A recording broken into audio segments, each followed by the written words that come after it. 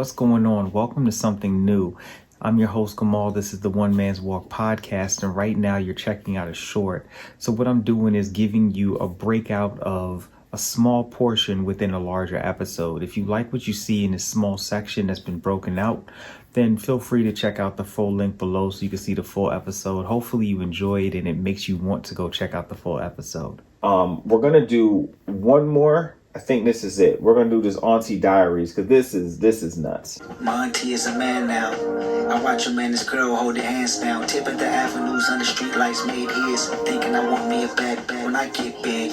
This story right here talks about how his aunt changed genders and wanted to be a guy, right? Now I'm a Christian, so I'm not here to be like, for me personally, not my thing. But one of the things that I do believe to be true of what the Bible teaches us, and I think sometimes it gets spewed differently, God doesn't hate the person, it's the sin. And whether it's gender related, cross gender, bi, lesbian, gay, whatever, or it's stealing, robbing, or it's gossip, or it's self-doubt, or it's unbelief, it's all the same to God as sin. I think as people, we tend to look and say, that sin is a worse sin than my sin, but it's really not. In God's eyes, it's all sin. But God hasn't changed his mind about any of us, right? You look at the individual who commits murder, mass murders. We have the thing in Buffalo, and God still died for him too. Now, I may look and be mad and be like, man, why? But God loved him too. God doesn't love him any more, any less than he loves me or you. A person who's transgender, gay, whatever, God doesn't love any more, any less than myself or you. And sometimes I think that message gets unskewed. Now, what God has shown and showed multiple times, whether it was the woman with the issue of blood or it was the woman caught in the act of adultery, is that God is about loving people beyond what their current state is. And I don't think as Christians, we always do a good job of loving people beyond what their state is. And I say that because as the story unfolds later on, it goes into how his cousin is now a guy, Demetrius, who then wants to be a girl, Marianne, right? So it starts with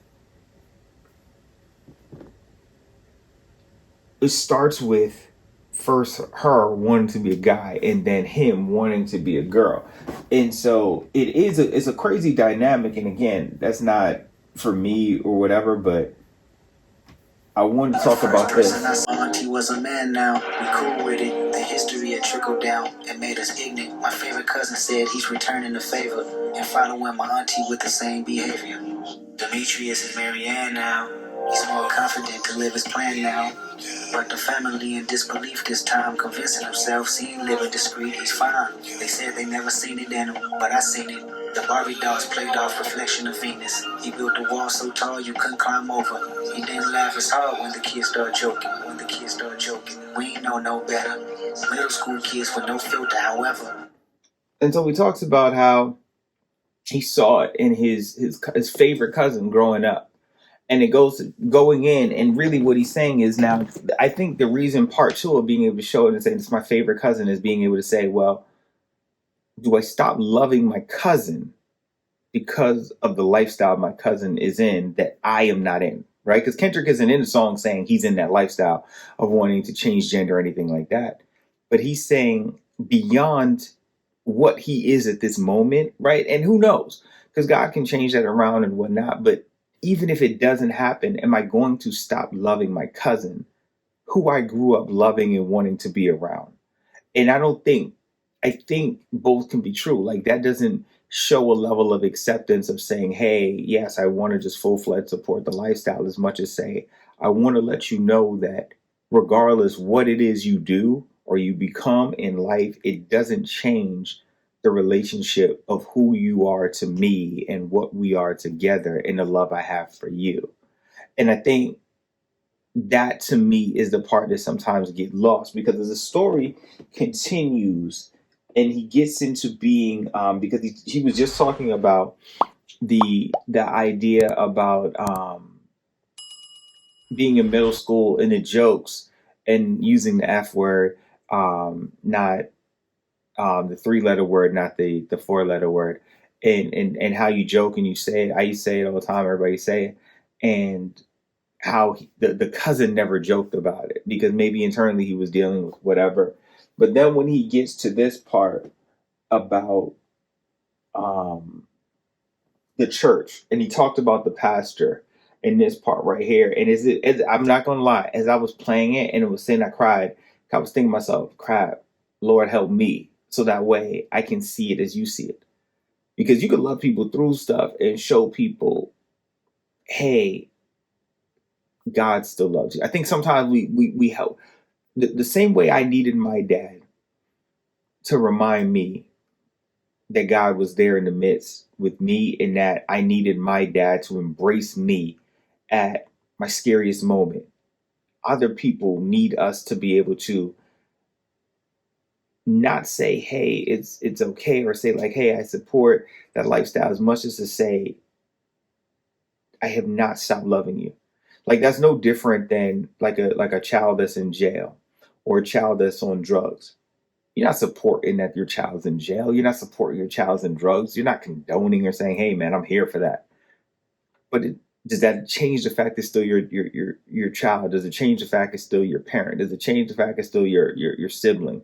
You know what I'm saying? Like when you look at it like that, like because we all have people, all of us sin, and whether you're a gossiper, people still be loving gossipers. Whether you're a liar, people still be loving liars. It's just another sin, but still needing to love. I thought it was really interesting. But right here, let's get to it. This is Marianne now. Remember church Easter Sunday. I sat in the pew, you had stronger faith, more spiritual and enthused with living life straight. Which I found ironic because the pastor didn't see him the same. He said my cousin was going through some things. He promised the world we living in was an act on abomination, and Demetrius was to blame. I knew he was conflicted by the feelings of preacher man, wondering if God still call you a decent man. Still he found the courage.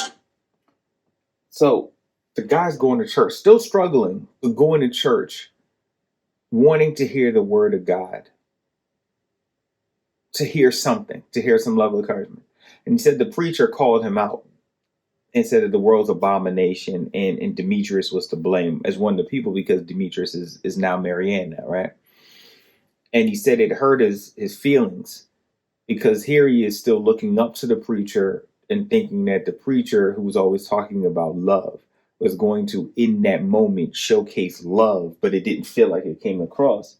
And he said you were conflicted by the feelings the preacher made, wondering if God would still call you a decent man, meaning that the way in which the preaching came across made it feel as though what he had done was so bad that God couldn't love him, when God said, I died for everyone, regardless of whatever your circumstance, regardless of your situation, regardless of what you go through, regardless of your lifestyle, regardless of your thought process, regardless of your actions. I died for you. I love you. So let's continue. Serve you just to anoint until he singled you out to prove his point, saying, Demetrius is Marianne now. Church, his auntie is a man now. It hurt you the most because your belief was close to his words, forcing me to stand now. I said, Mr. Preacher Man, should we love thy neighbor? The laws of the land that our heart was greater. I recognize the studies she was taught since birth, but that I'm justified of feelings that my cousin preserved. The builder was thinking out loud, bad angel. That's when you looked at me and smiled, said thank you. The day I chose humanity, hope, and religion. The family got closer, it was all forgiven. Kendrick said he stood up to say, look, I understand. Let me get the words right.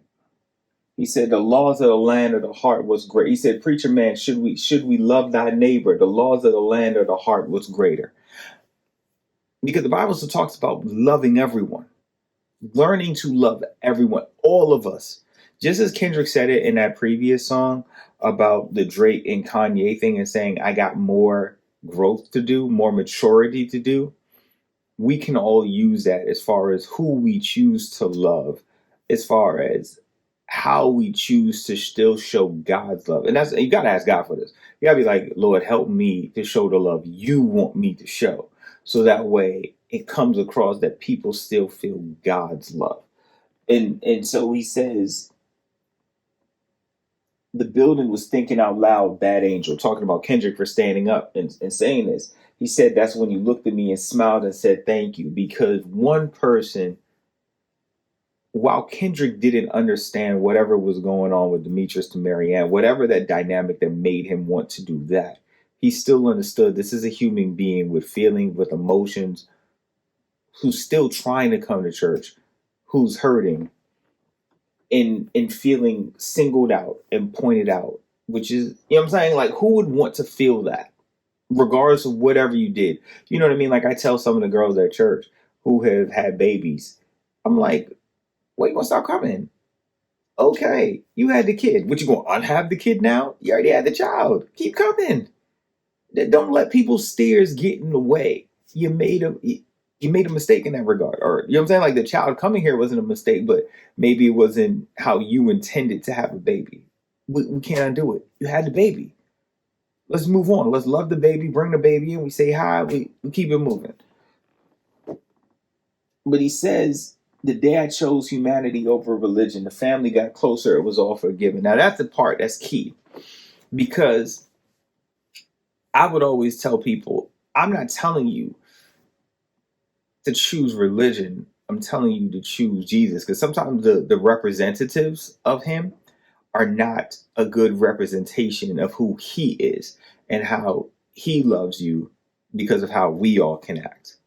Right? And so Christianity is not supposed to be a religion. It's supposed to be a way of life. And sometimes it gets boxed into a religion because people take a religious viewpoint of it and can be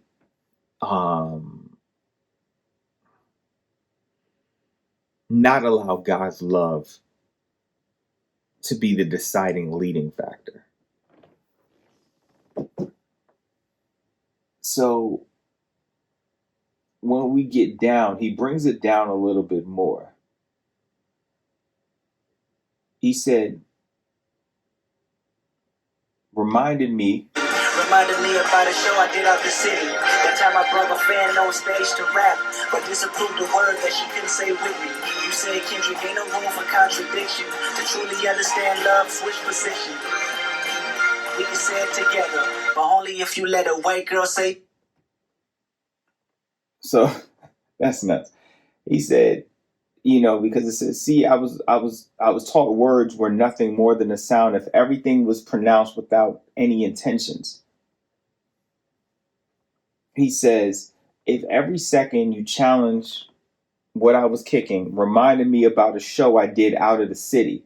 That time I brung a fan on stage to rap, but disapproved of the word that she couldn't say with me. You said, Kendrick, ain't no room for contradiction. To truly understand love, switch positions. And then he says the F word, F word, F word. We can say it together. Like another word for gay. He said, but only if you let this white girl say the N word. Meaning, yes, I'm happy that you got this point. Like, okay, let's not use this word or whatever, or let's not stress over the word if we're going to show love. He said, but you got to do it the same way. Because if you're going to, he said, we can all say the F word together, the gay word, but you got to allow this white girl to say the N word too. Like, let's not pick and choose when we're going to uphold a standard of what word can be said and what word can't be said by different races. It's an interesting song. It is. It really is. And I want to leave it with that. Obviously, there's some other songs, but this is a super long breakdown. But I didn't expect it to be a double CD. I apologize. I'm definitely going to have these broken out into sections, so specific songs will get its due, and you guys can check it out in segments. And then if you want to watch the entire video, you can. But we'll probably do this in sections so you guys can check that out. But as always, you guys let me know, what did you think? If you guys stuck around to the end, how did you enjoy the CD? What did you think of it? As always, I hope you guys have a wonderful, blessed, productive, stress-free day, weekday, weekend, whenever you're listening, however you're listening. I thank you for listening. Till next time. I do want to say, so this is new, but this is the outro. Hopefully you guys enjoyed the video. I thank you guys for sticking out to the end of the video. Hopefully you guys enjoyed it. Stick around for some of the other content that you see up right now. As always, I hope you guys have a wonderful, blessed, productive, stress-free day. Make sure you guys like, comment, subscribe. Turn on your post bell notifications so that way you don't miss any of this amazing content. Share, share, share.